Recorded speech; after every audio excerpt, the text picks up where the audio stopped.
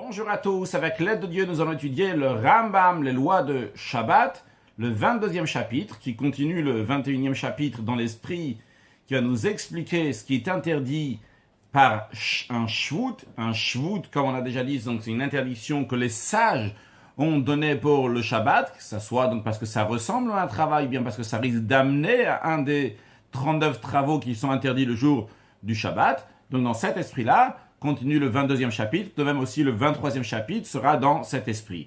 Et rediyatapat, le fait de retirer du pain du four, à savoir qu'à l'époque, la manière de cuire le pain, c'était donc de prendre de la pâte et la coller sur les parois donc du four, et donc après avec un mirdé, donc avec une pelle qui était particulièrement faite pour ça, donc de décoller ce pain, une fois que cette pâte est devenue du pain, le décoller des parois du four.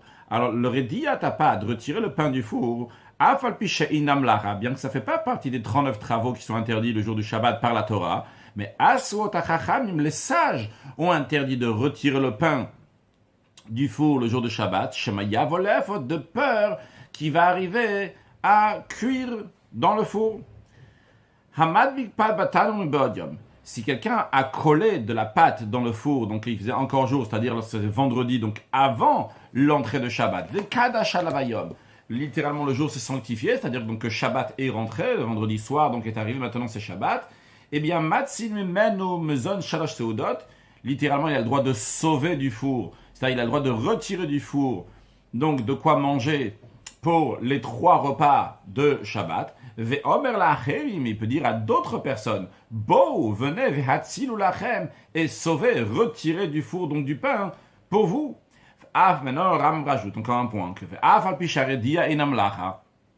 Bien que le fait de retirer du pain, donc ce n'est pas un travail. On a dit que les sages l'ont interdit. On a dit dans le cas où c'était la veille de Shabbat, et maintenant Shabbat est rentré, il a le droit de retirer du pain pour ses 3 prochains repas. Quand même, lorsqu'il va sauver, lorsqu'il va retirer ce pain-là, qu'il a le droit de retirer pour Shabbat, le yirde bemarde, il n'a pas le droit de retirer avec une pelle, donc qui est faite spécialement pour enlever le pain du four. Et la besakin, il le fera avec un couteau pour changer, pour que ce soit de manière inhabituelle. Halacha bet. Un deuxième point, le Rambam nous parle maintenant dans ce chapitre.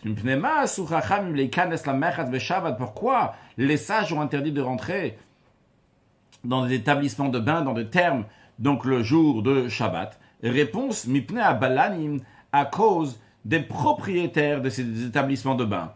Quoi? Ils réchauffaient de l'eau pendant Shabbat. En vérité, ce n'était pas qu'ils réchauffaient de l'eau pendant Shabbat même, parce qu'on ne soupçonne pas les Juifs de profaner le jour de Shabbat, mais c'est qu'ils mettaient l'eau à chauffer donc avant l'entrée de Shabbat. Lorsque Shabbat rentrait, l'eau n'était pas encore chaude, donc ce qu'on appelle, et ça chauffait pendant Shabbat, ce qu'on appelle donc ils réchauffaient l'eau pendant Shabbat. Et les propriétaires donc de ces établissements de bain disaient mais Shabbat ou Chamou, ces eaux ont déjà été réchauffées depuis la veille de Shabbat. Les fichach, vu que c'est interdit, c'est la raison pour laquelle, pour pas que ces propriétaires des bains vont réchauffer de l'eau pendant Shabbat, les sages ont décrété qu'on n'a pas le droit de rentrer dans les maisons de bain, donc dans les thermes, le jour de Shabbat. À fil ou les Asia, même si le but qu'ils rentrent dans cette maison, de cet établissement de bain, c'est uniquement pour transpirer, pour suer. Encore une chose, ils ont décrété qu'on n'a pas le droit de se rincer le corps en entier dans de l'eau chaude, même chez lui à la maison, pas seulement donc dans l'établissement de bain. Même si ces eaux-là, c'est lui qui les a préparés, les a réchauffés, donc la veille de Shabbat. Il n'y a pas le problème maintenant que quelqu'un va mentir. On est sûr et certain que ça a été réchauffé la veille de Shabbat. C'est moi qui l'ai fait quand même. Même de se rincer, les sages ont interdit. Si c'est le corps en entier. S'il nettoie uniquement donc son visage, ses mains et ses pieds, moutar, il a le droit de les rincer avec de l'eau chaude qui a été réchauffée la veille de Shabbat. Mais dans quel cas ça s'applique?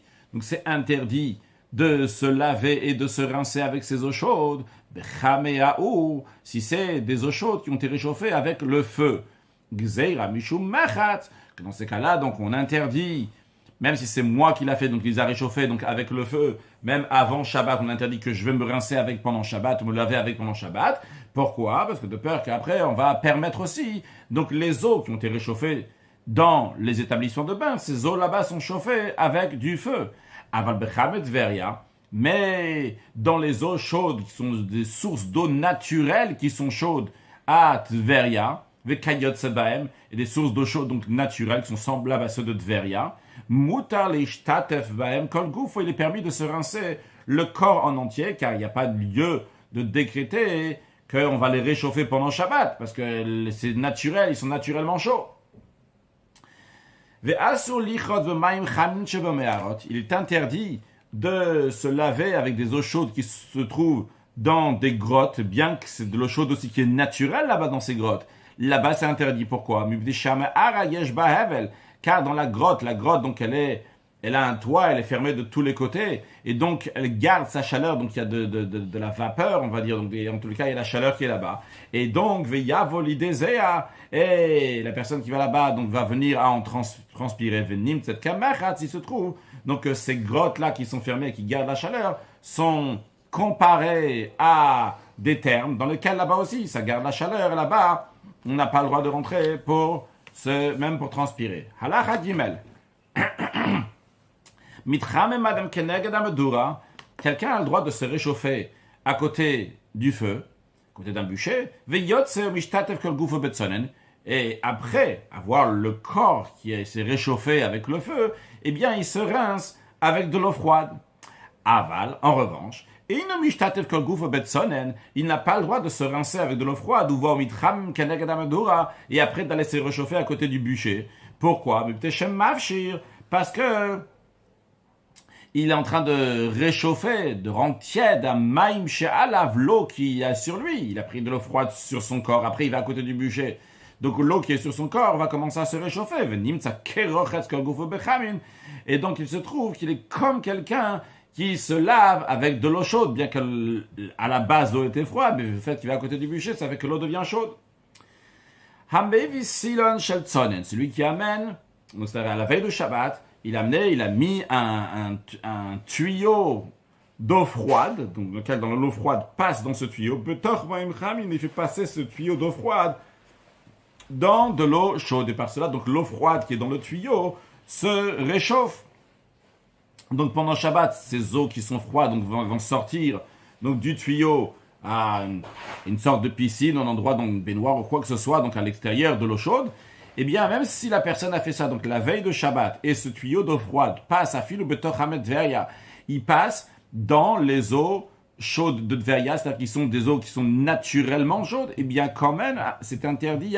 Donc, c'est comme des eaux chaudes qui ont été réchauffées pendant Shabbat, que les sages ont interdit d'en profiter.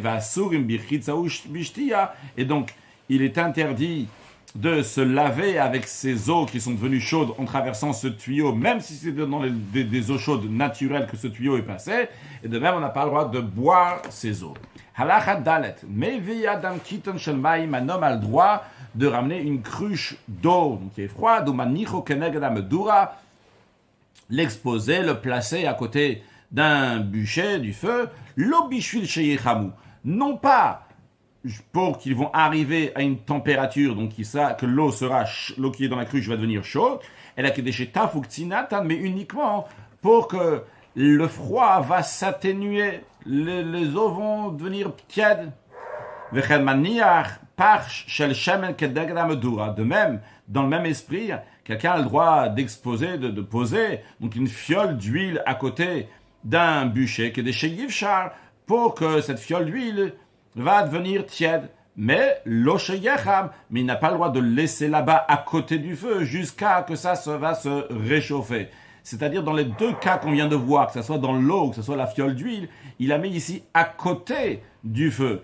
Mais il y a une possibilité que ça va devenir chaud. Mais quand même, on ne craint pas que ça va devenir chaud. Et on fait confiance que la personne donc, va enlever cette fiole d'huile ou enlever cette eau-là avant qu'elle arrive à un niveau donc, de chaleur. Juste le fait que ça va atténuer le froid, que ça va devenir tiède. Et il enlèvera avant, vu qu'il n'a pas mis sur le feu, c'est permis.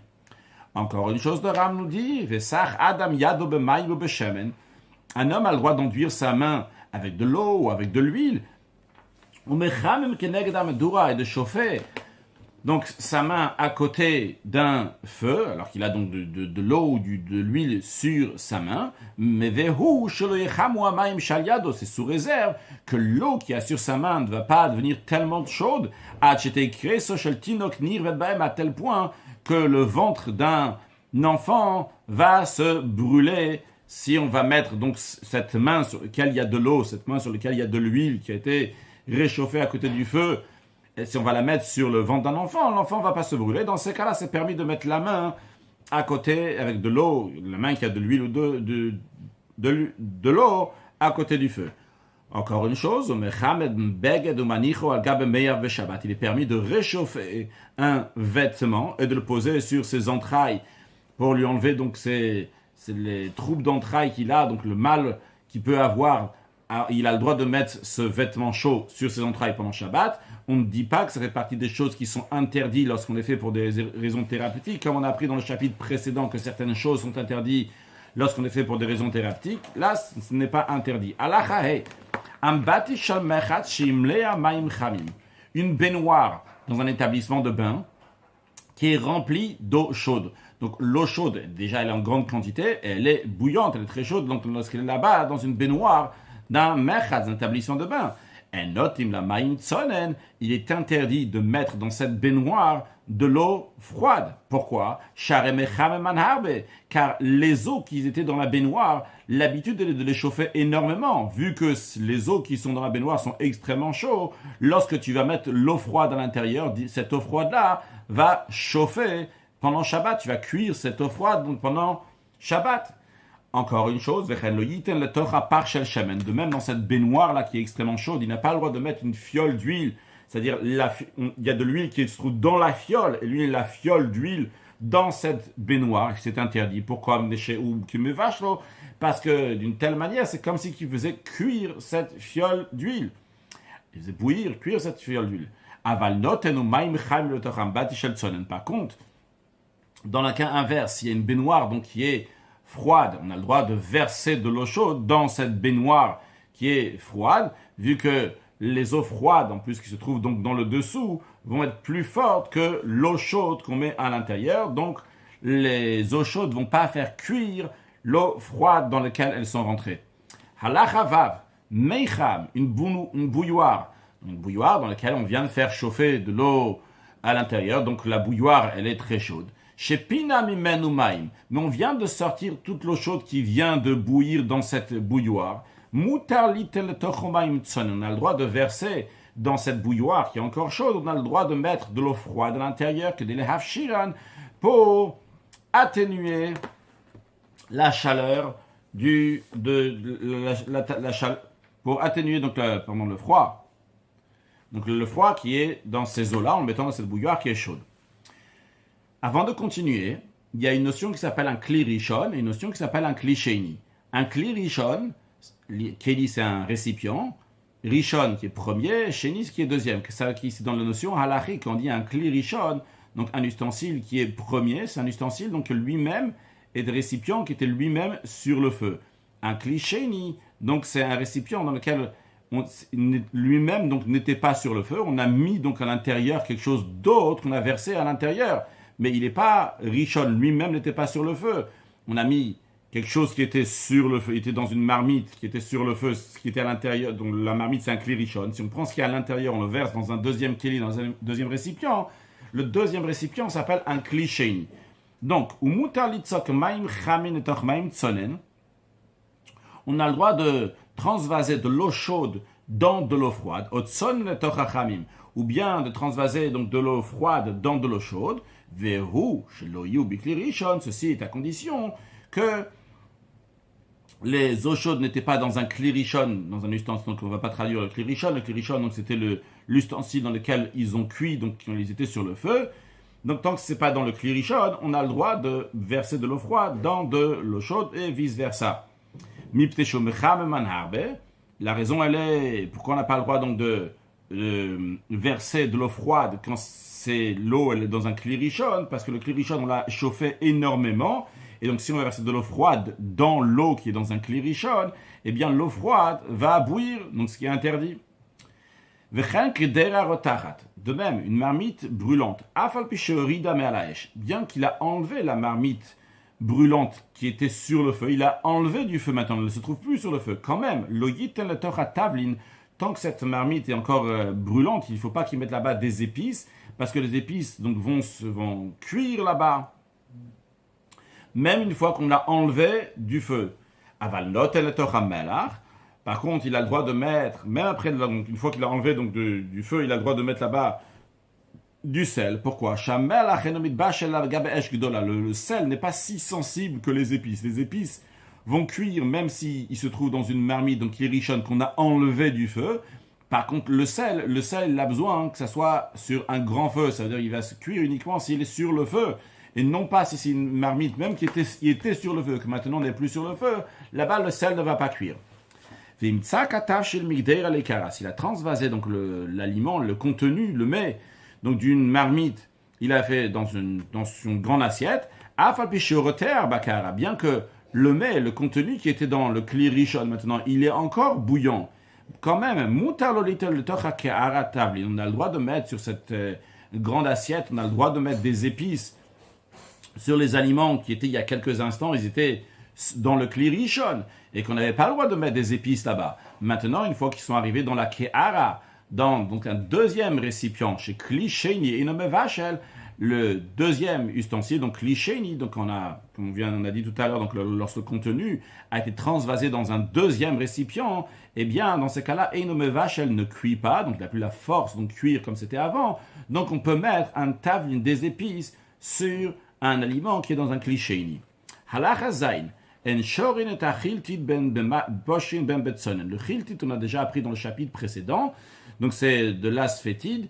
Donc en général, il buvait donc pour réchauffer le corps, donc il y a besoin de le préparer, donc il y a besoin de le tremper dans de l'eau. En général, il faut que l'eau soit tiède. Alors, on n'a pas le droit de tremper pendant Shabbat on n'a pas le droit de tremper l'asphétide, que ça soit dans de l'eau tiède, que ça soit dans de l'eau froide. Par contre, il a le droit de le tremper dans du vinaigre. Le Ram rajoute que s'il a déjà commencé sa guérison, donc son traitement en prenant donc le jeudi et vendredi, il a pris l'asphétide donc pour réchauffer son corps, il a besoin de continuer donc tous les jours. Dans ces cas-là, dans ce cas-là, il est permis de tremper l'asphétide dans de l'eau froide pendant Shabbat. Mais vu que il faut que ça soit bu avec ou que ça soit préparé avec de l'eau tiède, alors qu'est-ce qu'il peut faire? Après, il va exposer donc cette asphétide, qui était trempée, il va l'exposer au soleil jusqu'à que ça va se réchauffer, ça va devenir tiède, et il va boire. Pourquoi on lui permet ici donc de tremper l'asphétide dans de l'eau froide et après le réchauffer au soleil? La raison elle est parce qu'il a déjà pris jeudi et vendredi, il doit continuer son traitement. Que des chelos hier, là, il me passe à midi, faut pas qu'il va tomber malade s'il va arrêter de boire en plein milieu de son traitement. Halachachet. Un aliment qui a été cuit donc avant le Shabbat, au nisha bechamim lifna Shabbat, ou bien qui a été trempé dans de l'eau avant Shabbat. Bien que actuellement il est froid, avant Shabbat, donc il a été réchauffé, ou il a été trempé dans de chaud, mais maintenant actuellement il est froid, pendant Shabbat, eh bien, mutar li shoto bechamim beshabbat, on a le droit de le tremper dans du chaud, donc quelque chose de chaud pendant Shabbat. Donc c'est pas il n'y a pas de bichoul, de cuisson ici, vu que ça a déjà été cuit avant, on a une règle quand même bichoul achar bichoul. Il n'y a pas de cuisson après cuisson. Non, le Rambam nous dit, vedavar shutzonen meikarov lo ba bechamim beolam. En revanche, quelque chose qui a toujours été froid et qui n'a jamais été mis dans le chaud, ni il a été cuit, ni il a été trempé dans quelque chose de chaud, mais dichin oto bechamim beshabbat, on a le droit de le rincer avec de l'eau chaude pendant Shabbat, à condition, si le fait de le rincer va pas être ce qui va conclure son travail. On a déjà appris dans le passé qu'il y a certains petits poissons que lorsqu'on les fait passer dans de l'eau chaude directement, donc ils sont cuits. Donc le Ram nous dit si le fait de les rincer, donc c'est pas ça qui va finir leur travail. Aval en shorinot becham, en tous les cas, on n'a pas le droit de les tremper dans de l'eau chaude. On parle uniquement de les rincer avec de l'eau chaude. Halachatet, mutar lehachem bachama. On a le droit de réchauffer un mets en l'exposant en soleil, afal pisha sur lehachem betoldot chama. Bien qu'on n'a pas le droit de réchauffer un mets avec quelque chose donc qui est un dérivé du soleil. Expliquons. En général, nous, ce qu'on connaît, c'est que lorsqu'on cuit les choses, c'est avec du feu. On peut faire cuire quelque chose en le mettant sur le feu. On peut faire cuire quelque chose en le mettant sur un dérivé du feu. C'est-à-dire que si le feu a réchauffé, par exemple, donc une plaque en métal, et après on va mettre quelque chose dessus, donc ce qu'on appelle un dérivé du feu. Donc ça, en hébreu, ça toldot aour. Donc our, c'est le feu. Toldot aour, c'est un dérivé du feu. On a après le soleil peut réchauffer quelque chose, donc chama, et on a toldot chama, un dérivé du soleil. Si le soleil il a réchauffé une plaque en métal, et après on va mettre quelque chose dessus, donc ça va réchauffer quelque chose sur une toldot chama. Alors, on a, je dis oralement, donc il est interdit de faire cuire quelque chose pendant Shabbat, que ça soit avec le our, le feu, avec toldot aour, avec le dérivé du feu, avec toldot chama, et avec le dérivé du soleil. Par contre, avec le soleil lui-même, Chama directement, ça c'est permis. Quelle est la logique qu'il y a derrière ça? Parce que si on va permettre de faire cuire quelque chose avec toldot Chama, le dérivé du soleil, on risque de confondre, de dire tiens, cette plaque de métal par exemple, c'est moi qui prends cet exemple-là, donc la plaque de métal, elle a été réchauffée et je peux faire cuire dessus. Ah, la plaque, ça ne change pas comment elle a été réchauffée, c'est avec le soleil ou avec le feu, donc les gens risquent de confondre. Par contre, les gens ne vont pas dire ah, j'ai le droit de chauffer quelque chose avec le soleil, donc j'ai le droit de chauffer quelque chose aussi avec le feu. Les gens ne vont pas faire cette erreur-là. Donc, c'est la raison pour laquelle que chauffer directement du soleil, on a le droit de réchauffer quelque chose avec du soleil. On ne va pas se tromper donc, entre le soleil et le feu, de dire ah, on a le droit de cuire avec le soleil, on a le droit de cuire aussi avec le feu. Les fikra, c'est la raison pour laquelle que on a le droit de mettre de l'eau froide au soleil, qui est pour que l'eau froide va se réchauffer. Vechen. Encore une chose, notim maim yafim le toch maim raimi. On a le droit de mettre de l'eau potable dans de l'eau qui n'est pas potable. Ça va prendre par exemple une bouteille d'eau potable dans de l'eau qui n'est pas potable. Bishvil sheyitzonu, pour que l'eau qui est potable va rester fraîche ou va devenir fraîche. En tout cas, donc en restant dans c'est plutôt qu'il va garder donc sa fraîcheur en restant dans ces eaux qui ne sont pas potables. Encore une chose, on a le droit de mettre un plat cuisiné donc dans une fosse, dans une citerne, un endroit où il n'y a pas d'eau là-bas, pour le garder, donc il va garder sa fraîcheur pour pas qu'il va s'abîmer donc de la chaleur. Halacha Yud. Mais arev adam maim ou melav shemen. Un homme a le droit pendant Shabbat de mélanger de l'eau, du sel et de l'huile. Vetovel bam pito o notzno le tochatashil. Et il trempe donc dans cette huile sel et eau, donc il a mélangé, il trempe là-bas donc son pain, ou bien il met donc cette eau qui était mélangée, donc il peut le mettre dans son mets. Il a le droit de le faire. Verushiya se met à ta condition qu'il en fait donc une petite quantité. Aval harbe, d'en faire une grande quantité, à source c'est interdit. Pourquoi? Parce qu'il donne l'impression qu'il est en train de faire un travail qui fait partie donc de cuire pendant Shabbat, parce qu'il en fait une grande quantité. Donc on a l'impression qu'il va cuire pendant Shabbat. C'est la raison qu'une grande quantité donc d'eau, d'huile et de sel, il n'a pas le droit. Vechen, encore un point. Le yasem memelach azin, il n'a pas le droit de faire pendant Shabbat de l'eau qui est fortement salée. C'est quoi les critères de l'eau qui est fortement salée? Vem shne shlish melach ou shlish maim. S'il y a 2 tiers de sel et 1 tiers d'eau. Pourquoi? Pourquoi il n'a pas le droit de faire ça pendant Shabbat?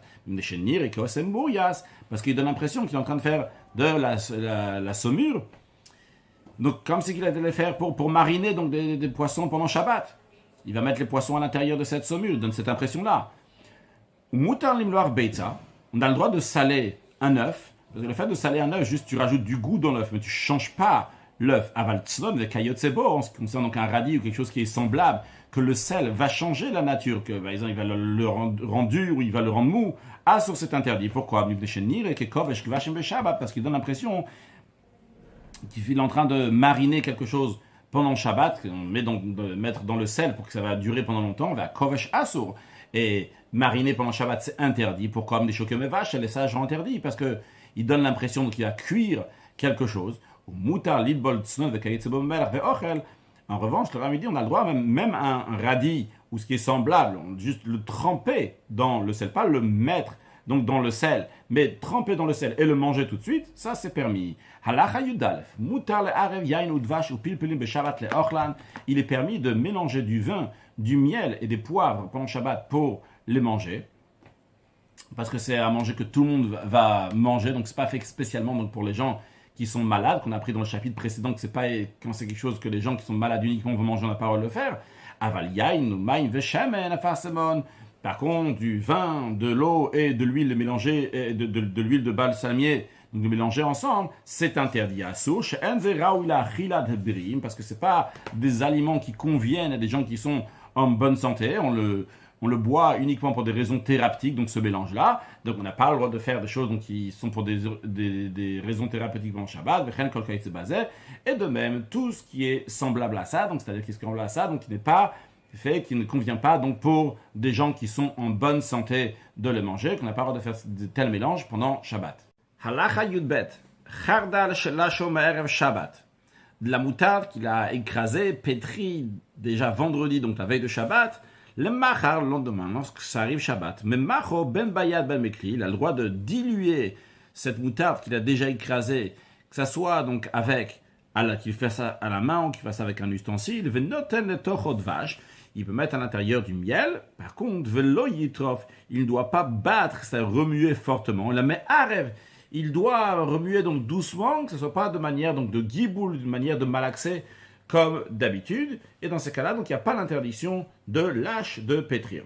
Shachalaim shetrafan be'erev Shabbat. Des cressons qu'il a écrasés la veille de Shabbat, donc avant Shabbat, le machar le lendemain, lorsque arrive Shabbat, noten tochan shemen vachometz vetavlin. Il peut rajouter sur ces cressons qu'il a déjà écrasés de l'huile, du vinaigre et des épices. Velo yitof, mais il ne doit pas les battre, les remuer fortement. Il a mais arrête uniquement remuer doucement, vu que c'est pas la manière donc de les remuer, donc c'est pas considéré, il n'y a pas l'interdiction de l'isha de pétrir.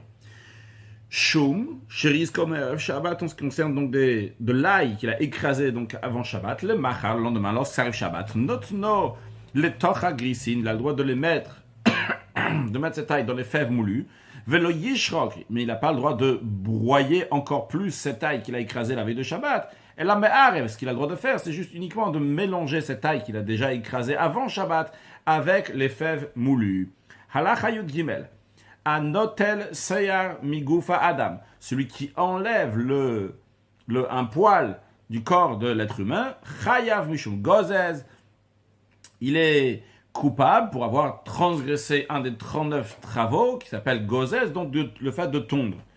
Le fichar, c'est la raison pour laquelle asur lichot setayadaim, il est interdit de se laver les mains bedavar shemashir et aser vadaï, avec une substance que sans aucun doute elle va arracher les poils, qui gon à Allah, comme par exemple donc l'aloe ve kayot sebo, des substances qui ne sont de telle manière, donc quand on les met sur la main, ça arrache les poils. Ou mutar lachof etaydaim bafalevona. Par contre, on a le droit donc de se frotter les mains avec de la poudre d'oliban, va afar pilpelin, ou bien de la poudre de poivre, va afar yasmine, de la poudre de jasmin avec kayot sebaen, ce qui est des choses semblables. Il ne craint pas que peut-être ça va arracher, faire tomber les poils qu'il y a sur sa main. Pourquoi vu qu'il n'a pas l'intention et ce n'est pas sûr à 100% que ça va arracher les poils.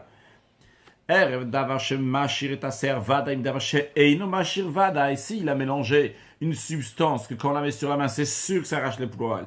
Mais il a mélangé avec une autre substance que quand on la met sur la main, c'est pas sûr que ça va arracher les poils. Alors, comment est-ce qu'il aura le droit de les mettre sur ses mains, ces substances-là mélangées pendant Shabbat ou pas? Alors, si la majorité de la substance, donc c'est une substance qui n'arrache pas les poils, mutar lachov, il a le droit de se frotter les mains avec pendant Shabbat. Si ce n'est pas le cas, donc la majorité n'est pas d'une substance qui n'arrache pas les poils, et bien dans ce cas-là, Asur s'interdit de se frotter les mains avec pendant Shabbat. Halacha yuddalet.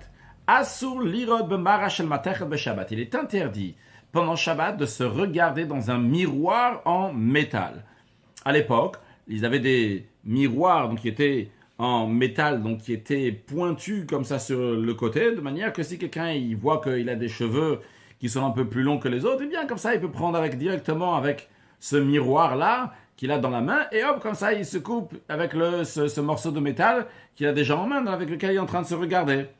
Donc pendant Shabbat, c'est interdit de se regarder avec un miroir en métal. Gzeira shemayashir bani minam dudan minaser, de peur qui va enlever, qui va couper intentionnellement sans faire exprès peut-être, mais dans les cas, lui il est en train de se regarder, il dit, tiens, il y a un poil ici qui est en train de tomber, qui n'est pas égal avec tous les autres poils, hop, comme ça il le coupe, il va le couper. Va filouk voa bakotel, même si ce miroir en métal est fixé au mur, donc s'il est fixé au mur, donc il va pas l'arracher du mur pour se couper le cheveu. Quand même, c'est interdit. Les sages ont interdit, n'ont pas fait différence du moment où c'est un miroir en métal, c'est interdit. Avalmara, sheina shalmatechet, en revanche, un miroir qui n'est pas en métal, mutar lirodba, on a le droit de se regarder pendant Shabbat dans ce miroir-là, filo enagvua, même si ce miroir n'est pas fixé au mur, mais vu qu'il n'est pas en métal, eh bien on a le droit de se regarder dans ce miroir. Halachat edvav, hamechabes, celui qui lave un vêtement pendant Shabbat, chayav mishum melaben, il est coupable au titre d'avoir transgressé un des 39 travaux qui s'appelle melaben, le fait de blanchir. Va sochet ksut, celui qui essore, il presse un vêtement qui est mouillé, et lui il est en train de presser, d'essorer, donc le liquide qu'il y a dans le vêtement. Chayav, il est coupable au titre d'avoir transgressé, parce qu'il est mechabes, donc ce qu'on vient de dire, donc de laver, blanchir, celui qui presse, qui fait sortir, donc qui essore, eh bien ça fait partie donc du lavage. Le fichar, c'est la raison pour laquelle Asur litrok matlitomor, il est interdit de serrer un tissu ou un coton, du lin, avec kayotsebem, ou quelque chose de semblable comme ça, befia shisha, dans le goulot d'une bouteille. Parce que dans le goulot d'une bouteille, il y a donc du liquide dans la bouteille. Les kayotseba, donc quel est le but de mettre dans le goulot d'une bouteille quelque chose de semblable, c'est que des satma pour fermer la bouteille. La raison, elle est que c'est interdit chez Maya voler des srita, de peur que la personne va arriver à essorer, vu qu'il est en train de mettre ici un tissu dans le goulot de la bouteille, une bouteille dans laquelle il y a un liquide, eh bien, il va serrer fortement ce tissu-là qu'il est en train de mettre, et ce tissu-là est en train d'absorber de l'eau. Lui, il serre, et par cela, donc il essore l'eau qui est rentrée dans le tissu, ou bien dans ce morceau de coton de lin. Encore une chose qui est dans cet même esprit, et il est interdit donc de nettoyer, de laver, de sécher, en tout cas, de laver la table avec une éponge, vu que quand il va attraper l'éponge, automatiquement, le fait d'attraper l'éponge, il va faire sortir l'eau qu'il y a dans l'éponge, il est en train d'essorer. À moins que l'éponge a une sorte de manche qui est sur l'éponge, que la matière que la manche est faite. Donc c'est pas une matière comme celle de l'éponge, mais c'est une matière que quand on va appuyer dessus, ça va pas s'essorer. Et dans ces cas-là, il a le droit donc d'utiliser cette éponge chez lo yisrot, parce qu'il va pas essorer. Ce qu'il attrape dans sa main n'est pas l'éponge elle-même, c'est uniquement donc la manche. Encore un point, on n'a pas le droit de recouvrir un jarre d'eau, c'est quelque chose de semblable, donc avec un vêtement, avec un tissu qui n'est pas réservé à cet effet. Donc les sages ont décrété, ont interdit ça, de peur que la personne va essorer, vu que c'est pas le tissu avec lequel on recouvre toujours le jarre d'eau. Alors si maintenant il y a de l'eau qui va se mettre sur le tissu, qu'est-ce qui va se passer? La personne risque d'essorer, donc c'est la raison pour laquelle les sages ont interdit. Si quelqu'un a un tonneau dans lequel donc il y a un liquide, soit du vin, de l'huile ou quelque chose d'autre, eh bien, pendant Shabbat, ce tonneau-là s'est cassé. Matzil Mimena, il a le droit de sauver, de récupérer ce qu'il y a dans ce tonneau-là. Macho Tsarich le Shabbat, ce qu'il a besoin pour Shabbat, l'eau pour lui-même, ou les Ochav pour ses invités, il a le droit de prendre ce qu'il y a. C'est-à-dire, donc, imaginons donc, que le tonneau, il est à un certain niveau du tonneau, donc il s'est fissuré, il y a là-bas donc du liquide qui coule, eh bien il peut sauver, il peut venir prendre donc à cet endroit-là ce qui est en train de couler, mais combien, ce qui est nécessaire pour lui et ses invités. Mais quand il va faire ça, la manière qu'il doit le faire, c'est au bilvat chez le yisbog beyain, à condition qu'il ne va pas prendre du vin avec une éponge. Il met l'éponge pour prendre le vin, qu'après il va remettre donc dans le tonneau, qu'à ce moment-là, donc la personne, elle va essorer pour faire ressortir les choses dans le vin dans le tonneau. Ou il est à père béchemen, même il est interdit aussi donc de prendre de prendre la main, mettre comme ça, prendre de l'huile, mettre sur la main, et après la remettre, mettre la main sur un bord d'un autre tonneau, d'un autre ustensile, et comme ça, donc l'huile qui est venue sur ma main, je la par cela, je la transvase dans un autre récipient. C'est interdit. Pourquoi? Chez Mia, Sekeder, chez Osebachol. Parce que s'il va faire comme il fait en semaine, donc comme ça, c'est l'habitude de faire en semaine, de prendre avec la main et de le mettre ailleurs. Dans ces cas-là, chez Maya volé des srita, il risque donc d'oublier ses shabbats et il risque de carrément arriver à faire quelque chose d'autre, de manière donc il va carrément essorer cette huile. Non, comment la manière donc qui est permise de récupérer, de sauver cette huile ou ce vin? Meivikli ou manière tatea. Il amène un récipient et il le met sous ce tonneau. Donc ce récipient va recevoir le liquide qui est en train de sortir de ce tonneau. Veloyavikli achaveyiklot. Il n'a pas le droit d'amener un autre récipient pour capter, pour prendre ce qui coule et après le mettre dans un autre récipient. Non, il y a le tonneau qui est en train de... il y a du liquide qui est en train de sortir du tonneau, eh bien il met un récipient à côté, et dans le récipient qui est à côté, directement, ce qui sort du tonneau va aller dans le récipient, mais il n'a pas le droit de prendre un récipient pour prendre du tonneau et le verser dans un autre récipient. De même, il n'a pas le droit de amener kli acher, un autre ustensile vide saref, et il va l'associer ici, c'est-à-dire que si, imaginons qu'il y a le tonneau, et que lui, donc il a un récipient ici, et il met donc le tonneau en train de fuir à ce niveau-là, et lui, ce qu'il fait, c'est qu'il est en train de mettre un autre récipient, ou un morceau de récipient comme ça, qui fait que ce qui coule du tonneau va couler sur le récipient numéro 1 pour tomber dans le récipient numéro 2 qui est sur le sol. Donc ça, c'est amener un autre ustensile vite saref, l'associer comme ça, qui fait une association qui est en train de rattacher, il fait l'intermédiaire entre le tonneau et un autre ustensile, c'est interdit. Pourquoi c'est interdit de prendre un récipient et verser dans un autre récipient, ou bien de prendre un récipient qui va être intermédiaire entre le tonneau et le récipient, de peur que si on va lui permettre, eh bien, il va amener encore d'autres récipients. Et comment il va amener ces autres récipients? En passant dans le domaine public, ce qui est interdit. Non, Nizdamnul Ochim. S'il a des invités, on a dit qu'il a le droit de remplir, de prendre, de sauver, de récupérer ce qu'il y a dans le tonneau pour ses invités. Eh bien, Mevikliach avec Colette, il a le droit d'amener un autre ustensile. Dans ce cas-là, il y a des invités avec Colette et de prendre Kliach et Metzaf, et prendre un autre ustensile aussi pour faire l'intermédiaire, le Rishon avec le premier ustensile qui est sur le sol. S'il y a des invités, on ne craint pas donc, que cette personne-là donc, va profaner le Shabbat sans faire exprès. Par contre, il ne doit pas d'abord prendre ce qui coule du tonneau et dire « je vais prendre, après il dit « venez, il y a des invités parce que j'ai pris. » Si au moment où le tonneau il est en train de couler, il n'y a pas d'invité, eh bien, il n'a pas le droit de prendre plus qu'il est nécessaire uniquement pour lui. Il ne peut pas dire maintenant je vais prendre et après je vais prendre des invités.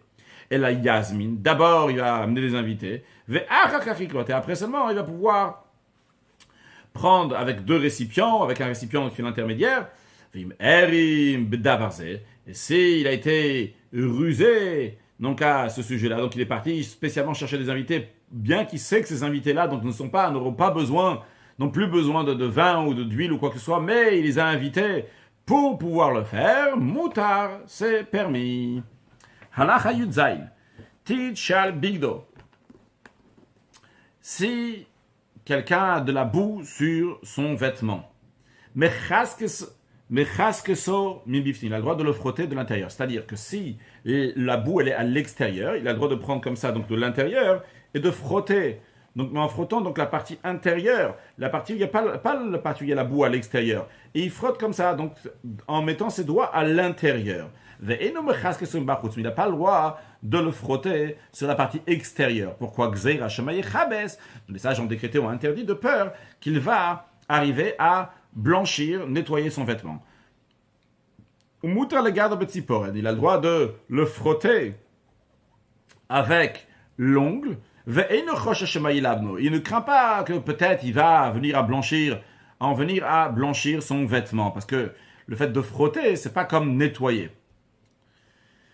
Donc là, c'est juste avec l'ongle, ça on appelle les gardos. Donc, frotter plus fortement, en tout cas, donc c'est pas juste avec l'ongle, ça c'est déjà quelque chose donc, qui est plus proche d'un lavage. Hamechaskes et soudar, celui qui frotte un soudar ça peut être un foulard, une écharpe, c'est un vêtement en tous les cas qui est à l'extérieur. Quand on dit qu'il est à l'extérieur, donc que le public voit, un vêtement que je suis moi, donc qui est à l'extérieur. Alors si le frotte à source interdite, pourquoi parce qu'il le blanchit. Qu'est-ce que ça veut dire ici qu'il est en train de le blanchir? Parce qu'il est en train de le faire briller. Et vu que les gens font attention, donc les vêtements extérieurs donc, vont être bien brillants, alors le fait même donc, comme ça de les frotter, eh bien ça ressemble à un nettoyage et c'est interdit. Aval chalouk.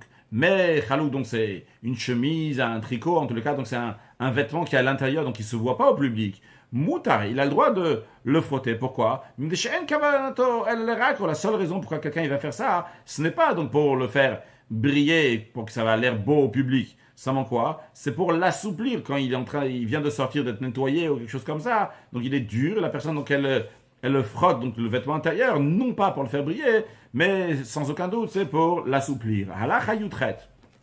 Minal au sandal, une chaussure ou une sandale, qui s'est salie avec de la boue ou des excréments. Il est permis de le rincer, donc en versant de l'eau sur la chaussure ou la sandale. Mais de le laver donc en frottant, à source c'est interdit. Encore un point, on n'a pas le droit de frotter, de gratter. Donc ici avec un couteau ou avec l'ongle, donc ni des chaussures, ni des sandales. On a le droit de oindre avec de l'huile, donc, ou bien de nettoyer les anciennes chaussures, les anciennes sandales. Car au kaset shayalem tsoa otinuf. Un coussin, une couverture sur lequel il y avait donc des excréments ou toutes sortes d'autres saletés, mais kancho bismartout, on a le droit de prendre un tissu et de le nettoyer, mais on n'a pas le droit de mettre de l'eau dessus, parce que c'est déjà donc lié avec kibous à faire blanchir. Vim haïta al shalor. Si cette saleté se trouvait sur un coussin, une couverture qui était en cuir, notnima leamai, on a le droit de mettre de l'eau dessus, jusqu'à qu'il n'y aura plus de saleté, vu que le fait de mettre de l'eau sur du cuir, c'est pas considéré donc un nettoyage de blanchissement. Celui que sa main s'est salie avec de la boue, mais kancha biznavasous, il a le droit de la nettoyer avec la queue d'un cheval, ou biznavapar avec la queue d'une vache, ou mapa kasha suyelechosba kotim, dans un tissu qui est rigide, qui sert à tenir des ronces, c'est-à-dire que le tissu est tellement rigide qu'on peut mettre des ronces, les ronces ne vont pas passer à travers ce tissu, donc il a le droit de s'essuyer les mains d'une telle manière pour enlever cette saleté. Mais non pas avec un tissu qu'on lave toujours les mains en général avec. Pourquoi? Chez le Yasekeder, chez Osebechol, pour pas qu'il va faire comme il fait en semaine. Et vu qu'il s'essuie les mains avec de la boue, il dit tiens, maintenant je vais nettoyer cette serviette, ce tissu-là qui s'est sali. Par contre, quand il s'essuie avec quelque chose qui n'a pas l'habitude de s'essuyer avec, eh bien, il ne fait pas comme il fait en semaine, donc il ne va pas arriver à le nettoyer. Il va se rappeler qu'il ne faut pas le nettoyer.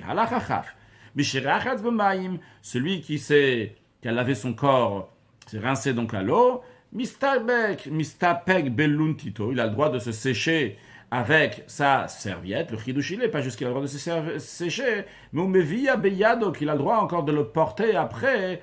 Il a le droit de le porter. Pourquoi il n'aurait pas le droit de le porter? On aurait pu penser que peut-être on craint qu'il va essorer après s'être essuyé avec. On dit justement, on ne craint pas de peur qu'il va essorer. De même, celui que ses vêtements sont tombés dans l'eau alors qu'il était en chemin. Mais il a le droit donc de se vêtir avec et de marcher avec ses vêtements lorsqu'ils sont mouillés. On ne craint pas qu'il va les essorer. Ces vêtements-là, qui sont mouillés, il n'a pas le droit après de les étendre pour les sécher. Même s'il fait ça chez lui à la maison. Pourquoi? Pourquoi il n'a pas le droit de les étendre? Parce que peut-être celui qui va voir qu'il les a étendus, ses vêtements, il va dire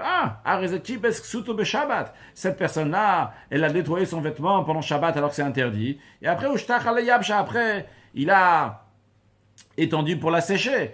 Et étendre pour sécher ça, en ça même, c'est pas interdit. Mais les sages ont interdit de peur que les gens vont dire, tiens, il a nettoyé son vêtement. Maintenant, j'aurais pu penser, ok, je ne veux pas faire publiquement, je vais le sécher de manière que personne ne va voir. Le Rambam nous dit que dans tout endroit que les sages ont interdit, à cause de Maritaïn, à cause de ce que les gens qui voient, ils vont dire que la personne a transgressé une interdiction de la Torah, eh bien, même si c'est des antichambres, même si tu es caché dans une chambre, derrière une autre chambre, etc., quand même, assour, c'est interdit, même si on est sûr et certain que la personne ne va pas, il n'y a personne qui va voir là que tu as fait sécher ton vêtement, quand même, c'est interdit. Halacha chafalef. Shte mitarot zo agabezu. S'il y a deux mikveh, donc mitarot, donc qui rendent purs, donc des deux bains rituels, qui sont l'un sur l'autre. L'image, donc la suivante qu'on peut voir ici. Donc il y a un mikveh ici, il y a un autre mikveh donc qui est plus haut. Donc ici on met de l'eau, ici on met de l'eau. Maintenant la personne elle a un intérêt de rattacher ces deux mikvaot, ces deux bains rituels. Donc il y a de l'eau ici, il y a de l'eau ici, il veut les rattacher, quelle que soit la raison, que ce soit donc parce qu'il faut la quantité de 40 CA, donc la quantité suffisante d'eau de pluie pour pouvoir purifier, il n'y en a pas dans un, il n'y en a pas dans l'autre, ou il y en a un dans un et pas dans l'autre et il veut les rattacher, ou bien que dans un il y a de l'eau qui a été puisée, dans l'autre donc il y a de l'eau de pluie, donc il veut les rattacher, quelle que soit la raison, dans tous les cas, la personne ici, donc il y a un trou entre les deux, ce trou-là il est bouché avec un tissu, et lui il veut enlever ce tissu-là et le remettre, mais son but il est que les eaux vont rester rattachées, la question est-ce qu'il a le droit ou pas? Alors le Ram nous dit que justement, il a le droit d'enlever le bouchon, donc ce qui bouche ici là entre les deux, et Mashikan, il va relier donc un mikveh à un autre mikveh. Après avoir fait ça, il a le droit de remettre ce bouchon, ce morceau de tissu, donc il est à sa place pour boucher. Pourquoi on ne craint pas que peut-être il va forcer, serrer et faire sortir de l'eau, il va essorer. La raison est, il va pas arriver à essorer. Toute son intention, elle est que l'eau va sortir de l'un à l'autre, c'est-à-dire que les deux eaux vont rester rattachées les uns aux autres. Donc, vu qu'il veut que ça va rester rattaché, vu qu'il va remettre ce bouchon, ce tissu-là qui peut être essoré, mais il va pas serrer à fond. Il va laisser un moyen que l'eau va passer constamment de l'un à l'autre. Donc, c'est la raison pour laquelle qu'on ne craint pas qui va essorer. Encore un point dans le même esprit, au Pokekim Betabib, on a le droit donc de boucher un conduit d'évacuation des eaux au Besoudarin avec des foulards, des écharpes, des tissus, ou B'chol Davar Amitalta avec toutes choses qu'on a le droit de manipuler pendant Shabbat. On a le droit de le faire, on a le droit de boucher ce conduit d'évacuation d'eau, à condition que l'intention elle est que la personne est en train de boucher cette évacuation d'eau parce qu'il ne veut pas que les eaux vont inonder, vont salir les aliments et des ustensiles donc, qui sont à côté. Dans un tel cas, c'est permis parce que la personne ne va pas boucher à fond. Parce que s'il y a un peu d'eau qui sort après, ça ne va pas abîmer donc, les aliments qui sont de l'autre côté. Ça ne va pas abîmer les ustensiles. Lui, ce qu'il ne veut pas, c'est qu'il y a un grand débit d'eau qui sort, qui ça abîme les ustensiles et la nourriture. C'est la raison pour laquelle donc, on lui permet de boucher parce qu'il ne va pas serrer à fond. Aval, par contre, on n'a pas le droit de boucher donc la conduite d'évacuation d'eau, qui est chez hier doit même là-bas. La personne a dit tiens, l'eau elle arrive jusqu'à là, elle passe de l'autre côté. Moi, je vais mettre ici un tissu, je vais mettre ici un bouchon en tissu qui va bloquer à fond et que toute l'eau maintenant va pas passer de l'autre côté, toute l'eau va tomber ici dans un égout, dans une fossée, dans cet endroit-là et pas passer de l'autre côté. Là, c'est interdit. Pourquoi? Shema Yisrael, parce que de peur que la personne, lorsqu'il va mettre donc pour bloquer ici, il va mettre un tissu, il va peut-être essorer, au moment où il est en train de serrer, parce que le bouchon qu'il est en train de mettre, il le met dans l'eau, et vu qu'il est en train de mettre dans l'eau, il serre à fond pour que tout va aller dans la fossée, dans le bord, eh bien, c'est la raison pour laquelle il risque de faire la srita, de dessorer. Asur le taken betyat shel begadim ou le shavram shvarim shvarim. Il est interdit de mettre en forme des manches de vêtements et de les plisser donc en shvarim en morceaux. Ils avaient l'habitude, a priori des femmes, ils avaient l'habitude donc de faire des vêtements donc avec shvarim plusieurs, comment on va dire comme ça, plusieurs sortes de revers comme ça sur le vêtement, bien les serrer, faire comme ça, après on en fait un autre, etc. Donc il y a un vêtement donc, dans lequel il y a plusieurs plis qui vont être là-bas. Comme on le fait en semaine, abgadim, les vêtements que je me chavsimot après les avoir nettoyer, donc on met en forme donc ses manches et ses plis, donc c'est interdit de le faire pendant Shabbat. Vechen de même, il est interdit de plier des vêtements pendant Shabbat. Ici, plier, c'est pas juste dans le sens de plier, c'est plier.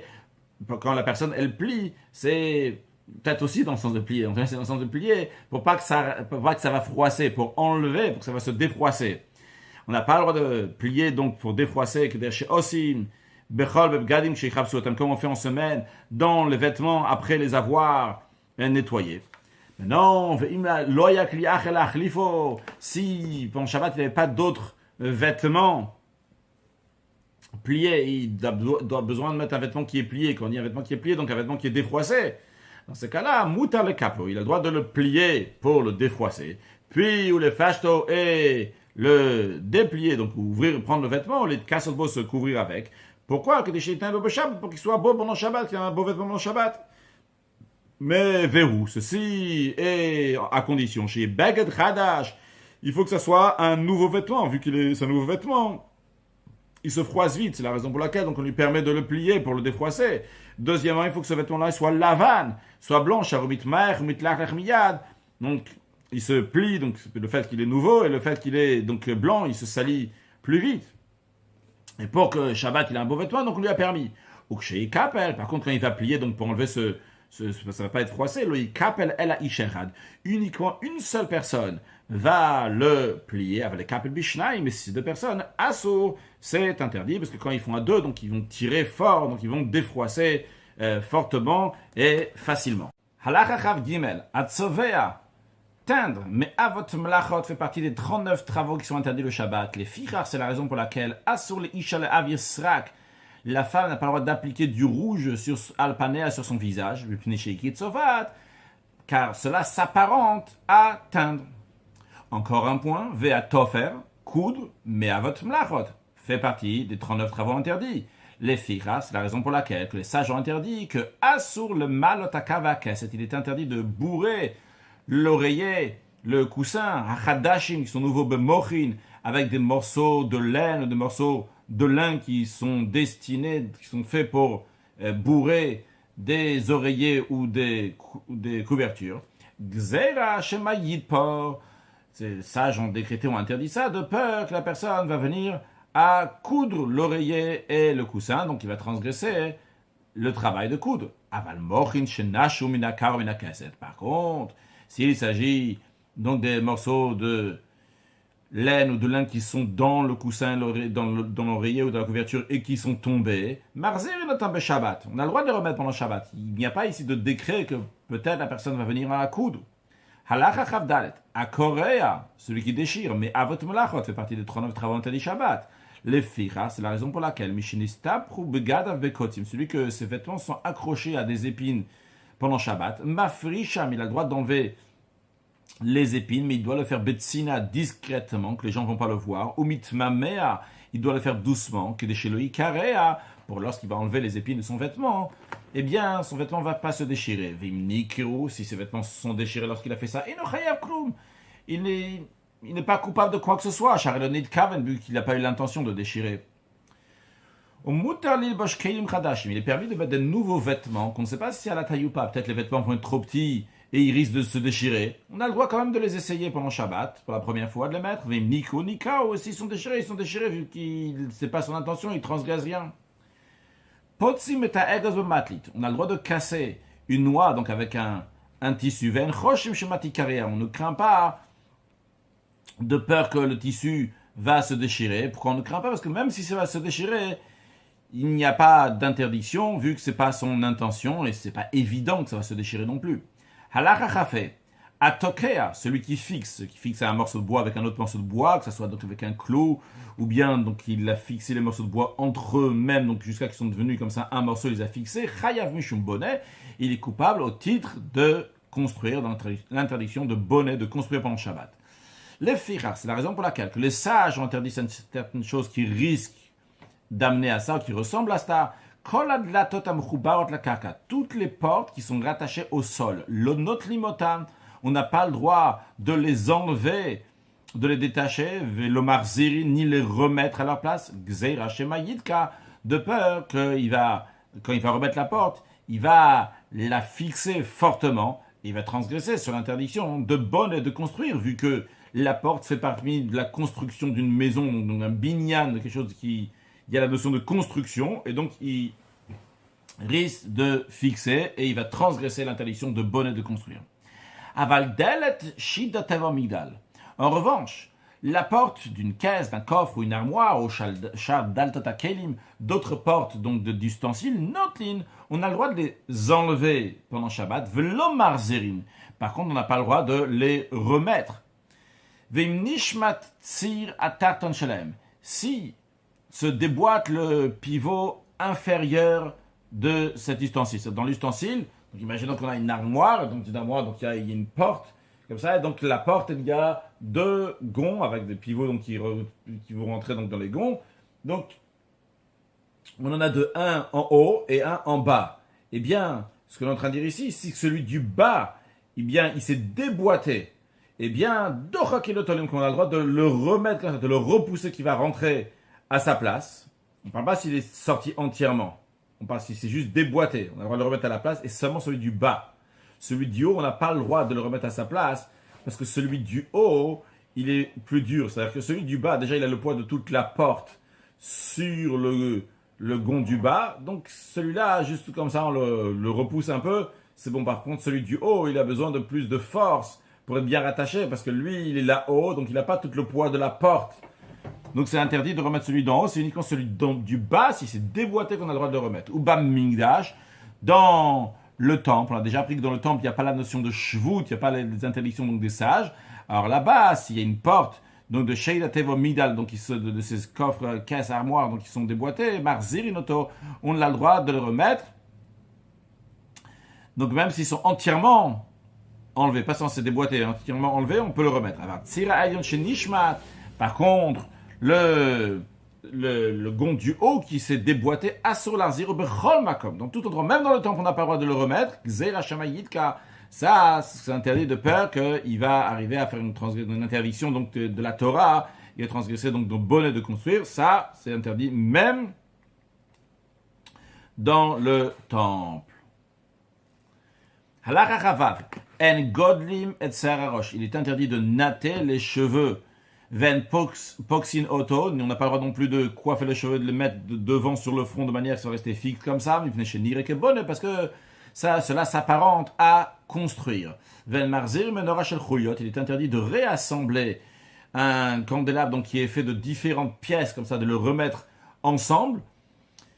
De l'okisa me futsal, de même non plus une chaise qui fait de plusieurs pièces, le shulchan me futsal, ni une table qui fait de plusieurs pièces, on n'a pas le droit de le réassembler avec kayetsebem, tout ce qui est semblable à ça, mais chez Nireke bonne, parce que cela s'apparente à construire. Vim herzir, il a réassemblé, donc que ce soit ce candélabre, ou cette table, ou cette chaise, et des choses semblables, s'il a fait patou, il est exempté. Pourquoi? She'en binyan bekelim, parce qu'il n'y a pas d'interdiction de construction dans des ustensiles. Ven stir bekelim, il n'y a pas la notion, l'interdiction de détruire dans des ustensiles. Non, maintenant, oui. Si cet ustensile-là, qu'il ait plusieurs pièces et qu'on les remet ensemble, mais quand on les remet ensemble, c'est lâche. Donc, c'est-à-dire que il n'y a pas besoin de serrer fort pour le remettre ensemble. Eh bien, moutar l'arziro, il a le droit de le remettre. Donc, de manière lâche, donc c'est pas fixé très fort. Encore un point, il est interdit d'arranger les vertèbres de la colonne vertébrale d'un enfant s'il y a une vertèbre donc, qui s'est déboîtée. Zo betsazo, donc de remettre donc la place de manière que les vertèbres vont l'une à côté de l'autre. Pourquoi? Parce que là, cela s'apparente à construire. Celui qui érige une tente permanente. La définition d'une tente permanente, c'est-à-dire que au-dessus, donc en haut, il va y avoir donc, un tafar, donc c'est le mot qu'on va employer dans la suite. Tafar, donc c'est 800, ça correspond à 8 cm, c'est une palme. Donc le toit de cette tente-là, il a un tafar et c'est fait pour rester. Eh bien, ça s'appelle un Oel Kavua, donc une tente permanente. Celui qui fait ça, Chayav Mishum Bonnet, il est coupable pour avoir construit. Les Feira, c'est la raison pour laquelle, vu que celui qui fait cette tente-là, qu'il a érigée donc de manière permanente, eh bien, il est Chayav, il est coupable. C'est la raison pour laquelle les sages ont interdit, Enosim Oel Ara, ils ont interdit de faire même une tente qui est provisoire, l'echatrila, de la commencer de faire une tente provisoire pendant Shabbat. c'est-à-dire de faire une nouvelle qui n'avait rien du tout avant et que maintenant il va la faire, c'est interdit. Ce qui vraiment souligne ici les khatri, c'est-à-dire que si elle est déjà ouverte un peu d'un tefar, on peut l'agrandir, on va voir dans un instant. Velo sotlim oel haray, de même qu'on n'a pas le droit de construire une tente qui est provisoire, on n'a pas le droit non plus de détruire une tente qui est provisoire. Gzeira shema yaseu istorot kavua, les sages ont interdit ça en décret de peur que la personne va en arriver à construire ou détruire une tente qui est permanente. Non, vim asa ou sataro oel haray. Si quelqu'un il a fait une tente qui est provisoire, ou bien il a détruit une tente qui est provisoire, pas tour, il est exempté, parce que c'est pas une interdiction de la Torah, c'est uniquement une interdiction des sages. Ou mutar le hosif alo el harei Shabbat. Dans le Rambam nous dit qu'on a le droit d'élargir une tente provisoire pendant Shabbat. Ketzat, comment cela? Talit shaita pousa ala mudim ou la talim. Donc un drap qui était étendu sur des poteaux ou bien sur les murs. Donc là-bas et se trouve là-bas de manière provisoire ce drap. Vaita krucha kodem Shabbat. Et ce drap-là était déjà déroulé partiellement avant Shabbat. S'il reste, qui a été déroulé, donc un gag, donc un toit, donc un tefar, donc qui est 8 cm, donc qui est déjà déroulé, donc qui n'est pas roulé, eh bien un rezemoter kula be Shabbat, il a le droit de dérouler tout le reste du drap pendant Shabbat, jusqu'à qu'il va y avoir une grande tente qui se fait ici, vu que c'est une tente qui est provisoire, il y avait déjà un tefar qui était ouvert, donc la tente provisoire était déjà ouverte jusqu'à il y avait seulement un tefar, eh bien il a le droit de l'agrandir, de l'élargir. De même tout ce qui ressemble à ça, donc le Ram a juste donné un exemple d'un drap étendu sur des poteaux ou un mur, mais il en a de même tout ce qui est semblable, du moment que c'est une tente qui est provisoire, qui est déjà ouverte en tefar avant Shabbat, on a le droit de l'élargir. On n'a pas le droit de suspendre, donc il y a un balkadin, on va montrer une image. Donc c'est un lit. Bon, il y a différentes images, c'est la même idée. Dans tous les cas, donc c'est un balkadin. Donc on met sur ce lit-là, on va mettre donc on va mettre un drap donc au-dessus, quelque chose comme ça. Donc le principe du balkadin qu'on parle ici, c'est ok, c'est pas l'image qu'on a montrée, excusez-moi. Donc ici, on parle qu'on n'a pas le droit de mettre donc ce drap-là au-dessus du lit. Donc on dit au-dessus du lit, c'est qu'on ne parle pas sur le matelas ici. On parle donc il y a le lit et comme ça, il y a comme une tente comme ça que la personne se fait au-dessus du lit. Alors c'est un lit, on va dire un lit à 4 coins. Et sur les 4 coins comme ça, donc il va mettre donc un drap au-dessus. Évidemment, il n'a pas le droit parce qu'il fait un OL, il fait une tente. Charina, cette tartea OL araï, parce que ça se forme sous ce drap, sous ce rideau, ça se fait une tente qui est provisoire. Donc c'est pour ça que c'est interdit de faire donc une telle sorte de balkadin, donc dans tous les cas dans un cas dans lequel il y a, comme ça il y a 4 côtés. Le principe, il est que si je fais au-dessus de ma tête, je mets quelque chose, donc il y a une tente qui va me couvrir, qui a un tefar, eh bien c'est un OL, c'est une tente, même si c'est provisoire. Maintenant la question qui pourrait se poser est, est-ce que j'ai le droit de prendre un lit d'ici, de le mettre là-bas? Quand je pose le lit là-bas, je vais faire un OL, une tente sur ce qu'il y a en dessous. Je prends la table qui est ici, je la mets là-bas. Eh bien, je fais une tente pour ce qu'il y a en dessous. Je prends une chaise d'ici, je l'amène ailleurs. Eh bien, en dessous, ça se fait un OL, une tente. Alors, on dit, avec ici terrasse, car on a le droit de poser un lit, une chaise, une petite table, quelque part. Bien que sous le lit, la chaise et la table va se faire une tente. On a le droit quand même, parce que c'est pas la manière habituelle de faire une tente, ni une tente fixe, ni une tente provisoire. Kol oel meshupa, toute tente qui est inclinée, donc il y a deux murs comme ça, donc ils sont inclinés, mais comme ça au sommet là-bas, il n'y a pas un tafar. Donc par exemple, on peut voir l'image qu'il y a ici. On voit ici donc un OL, il y a deux murs, un d'un côté, un de l'autre, mais en haut, il n'y a pas un tefar. Et pas seulement qu'en haut, il n'y a pas de tefar. Aussi, dans les 3 tfachim, le pluriel de tefar qui est tfachim, donc dans les 24 cm donc qui suivent, il n'y a pas un tefar. C'est-à-dire que même quand on va descendre entre ces deux murs-là, on va descendre encore et encore 24 cm, même à ce niveau-là, il n'y aura pas il n'y aura pas 24 centimètres. Il n'y aura pas un tefar. Alors dans ces cas-là, Arezeo el Arai, c'est considéré donc une tente qui est provisoire, même s'il a l'intention de la laisser toujours, c'est un critère d'une tente provisoire. Va osoto lechatchila beshabbat, celui qui le fait lechatchila beshabbat, c'est-à-dire qu'il n'y avait rien du tout avant Shabbat et qu'il l'a fait comme ça, eh bien, il est pato. Là, on peut voir dans une meilleure image, ici. Donc, comme on peut voir ici, donc le tafar, il n'y a pas de tafar, donc jusqu'à dans les 3 tafachim donc, qui suivent, donc c'est le Oel, donc dans ce cas-là, il a le droit de le faire pendant Shabbat. Talit kfula. Un tissu, un drap, un vêtement, comme on le veut, donc qui est kfula, donc qui est plié. Alors, expliquons de quoi s'agit-il. Quand les commentaires le présentent, donc à l'époque, donc déjà on va mettre comme ça, ici il y a un mur, là il y a un mur. De là à là, il y a un bâton. Ce bâton-là, il ne fait pas la taille d'un tefar, c'est juste un bâton. Sur ce bâton-là est plié, se trouve un drap, comme une forme de rideau si on veut. Donc comme ça qui pend, là il y a le bâton, donc ça pend comme ça de chaque côté. Et la personne, et sur ce drap-là, il y a des fils. Quel est le principe de ces fils-là? À quoi ils servent? Ces fils-là sont là pour tirer ce drap. Ce drap ou ce tissu, comme on veut le présenter. À l'époque, les gens se servaient de ça pour dormir en dessous. C'est-à-dire qu'il y a un bâton, par exemple, de là à là. Voilà, je vais m'allonger par terre.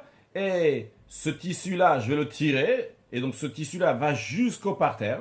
Donc, quand je vais le tirer, je ne vais pas le tirer vers le parterre. Il est déjà de chaque côté vers le parterre. Mais il est ouvert uniquement, par exemple, il est ouvert. Plus qu'il est plié, il y a comme ça. Imaginons que sur le bâton, il y a juste 3 cm comme ça. Et il va comme ça jusqu'au sol. Et avec le fil, on l'étend sur tout le bâton, sur toute la longueur du bâton. Et comme ça, donc, ce drap-là, il s'est étendu. Comme si on veut s'imaginer donc un rideau, quand on tire les rideaux chez nous à la maison, qui se trouve sur une tringle, sur un bâton, il y a seulement un côté. Mais là, il y a 2 côtés. Donc, c'est tout serré. Toi, tu vas tirer avec un fil et tout va s'ouvrir. Alors, le Rav nous dit donc, sur le texte maintenant, Talit kfula, donc un vêtement qui est plié, qui est doublé, donc qui est serré, il n'est pas ouvert d'un tefar. Et il était Shayu aleh achoutim qui se trouvait. Donc, Shayu aleh achoutim shitluya ba'em erev Shabbat. Il y a des fils sur lesquels il est suspendu déjà la veille de Shabbat. C'est-à-dire que ces fils-là ressortent de ce drap-là. Ils sont déjà là avant Shabbat. Ils se trouvent sur ce bâton, comme on a dit, mutar lintota. On a le droit de l'étendre. De même, un rideau, mutar lintota, on a le droit de l'étendre. Mutar lefak, on a le droit aussi de l'enlever. Halach halamed, kilat chatanim. Un lit de marié. Donc, le lit de marié, c'est comme les baldaquins qu'on a vu avant. Baldaquin qu'on a vu avant. Donc ici, on peut voir donc ici kilat chatanim. Donc comme cela. She'em begaga tefar. Dans le toit, il n'y a pas un tefar. Donc comme ici, donc on voit il n'y a pas de tefar là-haut. Et aussi, donc dans les 3 tefachim qui suivent, donc depuis le haut, depuis la pointe, si on va descendre 24 cm, donc de chaque côté 3 tefachim, il n'y aura pas, ici à ce niveau-là, il n'y aura pas un tefar. Vu qu'elle est destinée à cela, donc on va mettre donc cette kila, ce drap-là, on va le mettre au-dessus. Donc, mutar lintota ou mutar lefach, on a le droit de l'étendre, on a le droit de l'enlever pendant Shabbat. Vehu, mais ceci est à condition, chez le tier, meshul shelet, mais à la mita, mais à condition qu'elle ne va pas pendre du lit, tafar un tafar. Alors, l'expression de mais à la mita, comme elle expliqué dans Shulchan Aruch d'Admo Hazaken, c'est que, ici, là, sur le côté du lit, donc sur le mur du lit, elle ne va pas aller un tafar. Ici, on peut voir aussi ici, c'est écrit donc tefar ici, il y a écrit donc un tefar aussi ici, donc avec les flèches. Donc il ne va pas aller sur le côté du lit, un tefar. Dans ce cas-là, donc c'est permis. Si elle va aller sur le côté du lit, un tefar, ça sera interdit. Pekakachalod, ils avaient une manière de boucher donc les fenêtres comme une sorte de volet avec un tissu. Bisman shimutukan lekar. Si cette sorte de volet donc est destinée à bloquer la fenêtre, même qu'il n'est pas rattaché à l'immeuble, à l'appartement, à la maison, il n'est pas rattaché avec une ficelle, avec une corde, il n'est pas non plus suspendu sur le mur, quand même, bien qu'il n'y a pas ces conditions-là, mutar liv kokbo achalon, on a le droit de boucher, de fermer la fenêtre. Et il n'y a pas donc l'interdiction de faire un OL dans ces conditions-là. Halakha lamed alef, kova she'osin ala rosh, une sorte de chapeau qu'on met sur la tête. V'yesh lo safa makafet, il a un bord qui entoure, donc qui est large, chez Yosat Sel, qui est fait pour faire de l'ombre, kemo OL, comme donc une tente, à l'offre sur celui qui la personne donc, qui met, comme ça va lui faire de l'ombre. Eh bien, mutar le dosh, on a le droit de le mettre. Il n'y a pas l'interdiction de faire un OL de faire une tente pendant Shabbat en mettant donc un chapeau comme ça avec une longue bordure, un long bord qui est là pour protéger du soleil. Maintenant, veimot simina bgadim, si la personne a pris des vêtements, donc saviv les rochos qu'il a mis autour de sa tête, au keneged panav ou face à son visage, que mo'oel comme une tente, quand on dit comme une tente, c'est-à-dire qu'il a fait une largeur d'un tefar pour se protéger du soleil, pour faire de l'ombre ou avec vehaya mehudak à la roche, et c'était serré sur sa tête. Donc le premier point, c'est que ça a un tefar. Deuxième point, c'est que c'est serré sur la tête. Et troisième point, vehaita safashotsia kasha biyota kemogag, cette bordure, donc il a fait ressortir comme ça autour de sa tête avec les vêtements, elle est très rigide comme un toit, donc c'est-à-dire que ça ne se plie pas facilement. Asso, c'est interdit de mettre ce vêtement-là ou ce chapeau-là, parce que s'il y a ces trois conditions-là, c'est considéré comme une tente provisoire. Allah halamet bet. Hanote parochet vekaritze ba, celui qui suspend un rideau. Alors, il n'y a pas d'interdiction de suspendre un rideau pendant Shabbat, parce qu'un rideau, si tu prends un rideau, si tu le fais bien, eh bien, le rideau que tu vas faire, donc il n'y aura jamais un OL, il n'y aura jamais une tente qui va se faire. Tu vas le laisser comme ça. Alors, quand il va suspendre le rideau, il faut pas qu'il fait attention qu'il ne va pas faire une tente sur un endroit, donc il va faire un tefar comme ça, donc qui est OL, donc il fait une tente. Le fir, c'est la raison pour laquelle. Si la tente était très longue, eh bien, si je vais la prendre seule, vu qu'elle est très longue, eh bien, je vais faire un OL. C'est la raison pour laquelle que Tolimota Shnaim, qu'il faut la prendre à deux, donc deux personnes à prendre, je la prends ici, l'autre tu vas la prendre aussi à ce niveau-là, donc ça va rester comme ça, droit, sans que ça va faire un OL. Mais c'est une seule personne, Assour, c'est interdit. Si c'était une kila qui a un baldaquin, donc il y a un toit, donc c'est ce tissu-là qui a un toit. Alors ici, quand on dit un toit ici, c'est pas dans le sens que c'est un toit, donc vers le haut. C'est, imaginons, donc il y a ça c'est la kila, c'est le drap qu'on met, et au bout, comme ça, il y a une bordure d'un tefar qui est dur, qui est un morceau dur, donc qui n'est pas souple. Ah, dans ces cas-là, on n'a pas le droit de la tirer, va filoua Sarah, même si il y a 10 personnes, chez parce que il est impossible que ce petit morceau-là, même quand on va le soulever, il y aura un moment donc il va être au-dessus du sol et qu'il a un tefar donc qui est rigide et donc il va faire un OL au-dessus du sol. VTA c'est OL, donc ça va se former une tente qui est provisoire. Donc c'est la raison pour laquelle que si cette kila, ce tissu-là, donc il a un morceau, une bande qui fait un tefar lorsqu'on va la soulever, donc ça va faire un OL qui va se former un OL à rail, une tente provisoire, c'est interdit. Alachalamet gimel. Un tissu avec lequel la personne recouvre l'ouverture du tonneau. On parle d'un tonneau qui n'est pas rempli jusqu'au bord de liquide. Donc, entre si par exemple, ça c'est le tonneau, ici le liquide il est à ce niveau-là, imaginons que tout ça donc c'est vide et tout ça, ça fait plus qu'un tefar.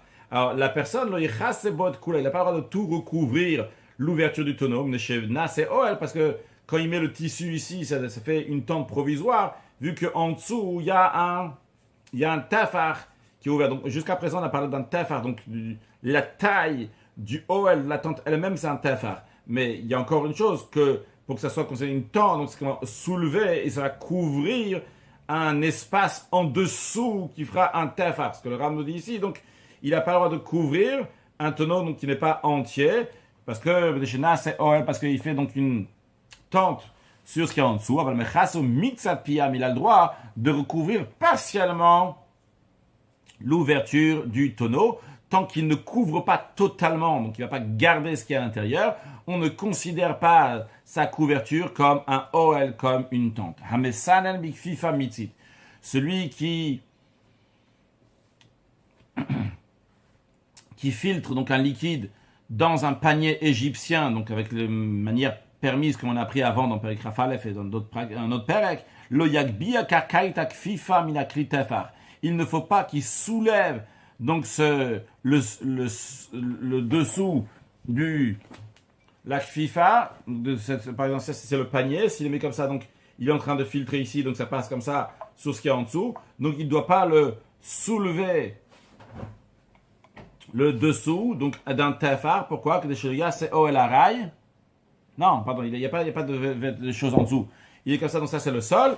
Donc l'herbia, ici, il ne doit pas donc le soulever de un tefar.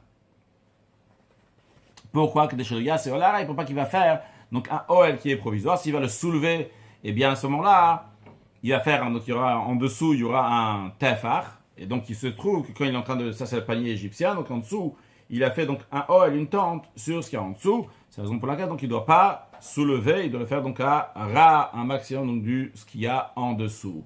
Conclure avec un sujet de Chassidut qui n'est pas lié spécialement avec le chapitre que nous avons étudié, à savoir que lorsque Mashiach va venir, il y aura le 7e millénaire, qui a Yom Shekulo Shabbat Menucha L'Chaya Olam, qui est un jour qui est entièrement de repos à la vie éternelle. Quand on dit que c'est entièrement de repos, il n'y aura même pas donc ce qu'il y a aujourd'hui, qu'on dit que les tzadikim, ils ont Elam Menucha, ils n'ont pas de repos ni dans ce monde-là, ni dans le monde à venir, parce qu'il y a le Chomechai, ils vont de force en force, ils vont de niveau en niveau.